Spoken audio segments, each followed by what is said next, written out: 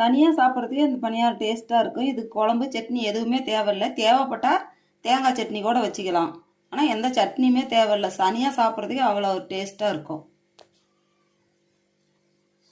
பாருங்கள் எப்படி இருக்குதுன்னு, சாப்பிட்டா எப்படி நல்லா இருக்குதுன்னு பாருங்கள். வாங்க இது எப்படி செய்கிறதுன்னு பார்க்கலாம். இட்லிக்கு ஆட்டி வச்ச மாவு எடுத்து வச்சுருக்கிறேன். நல்லா கெட்டியாக தான் இருக்குது. தண்ணி ஊற்றிலாம் கலக்கக்கூடாது. இப்போ ஏன்னா நம்ம அதில் முட்டை கலக்க போகிறோம்.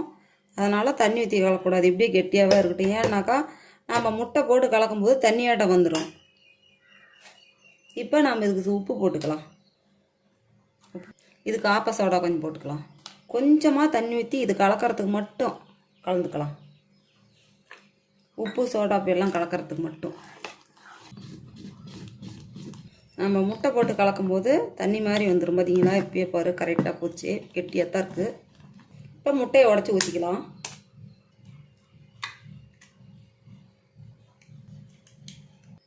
நான் 3 முட்டை தான் உடச்சி ஊற்றிருக்கிறேன். உங்களுக்கு அதிகமாக வேணுன்னா கூட நீங்கள் ஊற்றிக்கலாம். இப்போ நாம் முட்டையை கலந்துக்கலாம்.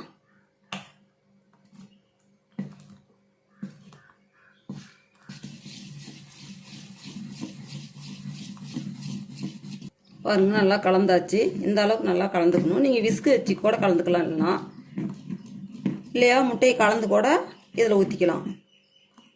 சுத்தமாக அப்படி நல்லா கலந்து கொடுத்துக்கணும். பாருங்க இப்போ எந்த அளவுக்கு தண்ணியாட்டம் வந்துருச்சு. அதுக்கு தான் மாவு நம்ம எடுக்கும்போதே கெட்டி பதமாக எடுக்கணும்.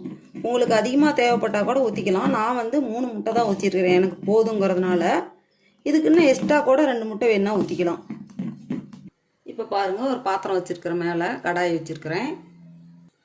நம்ம எண்ணெய் ஊற்றிக்கலாம். அதுக்கு 3 ஸ்பூன் எண்ணெய் விட்டுருக்குறேன். கொஞ்சம் கடுகு போட்டுக்கலாம். கடலைப்பருப்பு 1 ஸ்பூன் போட்டுக்கலாம். உளுத்தம்பருப்பு 1 ஸ்பூன் போட்டுக்கலாம். கூடவே நறுக்கி வச்சுருக்கிற பச்சை மிளகாய் போட்டுக்கலாம். பாருங்கள் எண்ணெயிலே அந்த பச்சை மிளகாய் பதங்கி வரதுனால காரமெல்லாம் இருக்காது. நீங்கள் தனியாக எடுத்து வச்சுக்கலாம். சாப்பிட்ணும் இல்லை, அப்படியே சாப்பிட்டுக்கலாம். இப்போ கருவேப்பிலை போட்டுக்கலாம். பொடியாக நறுக்கி வச்சுருக்கிற பெரிய வெங்காயம் 1 அதையும் இதில் சேர்த்துக்கலாம். எல்லாம் சேர்த்து நல்லா வதக்கி எடுத்துக்கலாம். பாருங்கள் நல்லா வதங்கிட்டு இப்போ இதுக்கு தேவையான அளவு உப்பு போட்டுடலாம். ஏன்னா மாவுக்கு நம்ம உப்பு போட்டிருக்கிறோம். இதுக்கு தேவைப்படுறது மட்டும் போட்டுக்கலாம். பாருங்கள் எல்லாம் வதங்கி போச்சு. இப்போ நம்ம மாவில் எடுத்து கலந்துக்கலாம். இப்போ எல்லாம் நல்லா கலந்துக்கலாம். ஸ்கூல் விட்டு வர குழந்தைங்களுக்கு இப்படி நாம் செஞ்சு கொடுத்தோமா வயிறு நிறைய நல்லா சாப்பிடுவாங்க. பெரியவங்களும் சரி குழந்தைங்களும் சரி அவ்வளோ டேஸ்ட்டாக இருக்கும். சாப்பிட்றதுக்கு எல்லாருமே விரும்பி சாப்பிடுவாங்க. ஒரு கைப்பிடி கொத்தமல்லி இலை போட்டுக்கலாம்.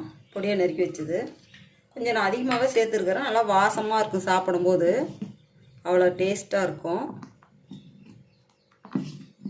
எல்லாம் சேர்த்து கலந்து விட்டுக்கலாம். கல் காஞ்சிருச்சுன்னு பார்க்கலாம். இப்படி தண்ணி தெளிச்சா தெரியும் காஞ்சிருச்சான்னு. இப்போ கல் காஞ்சிருச்சு ஊற்றிக்கலாம். கொஞ்சம் முக்கால் சைஸே ஊற்றுங்க. ஏன்னா பெருசு ஃபுல்லாக ஊற்றிட்டுமா அது உப்பி வரும்போது திருப்புறது கஷ்டமாக இருக்கும்.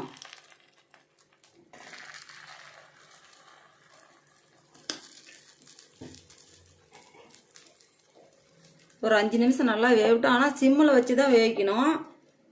அடுப்பு அதிகமாக வச்சுட்டோமா கறி போயிடும். ஆனால் வேவாது நின்று போயிடும். அதனால் சிம்மிலே ஒரு 2 நிமிஷம் வேகட்டும். பாருங்கள் வெந்துருச்சான்னு பார்க்கலாம். வெந்துருந்துருச்சு. இப்போ திருப்பி போடலாம். சாப்பிடாத குழந்தைங்க பெரியவங்க எல்லாருமே இதை கொடுத்தா அவ்வளோ விரும்பி சாப்பிடுவாங்க. அவ்வளோ டேஸ்ட்டாக இருக்கும் சாப்பிடும்போது. பாருங்கள் இப்போ வெந்துருச்சு, எடுத்துடலாம். பாருங்கதா இந்த பக்கமும் வெந்துருச்சு.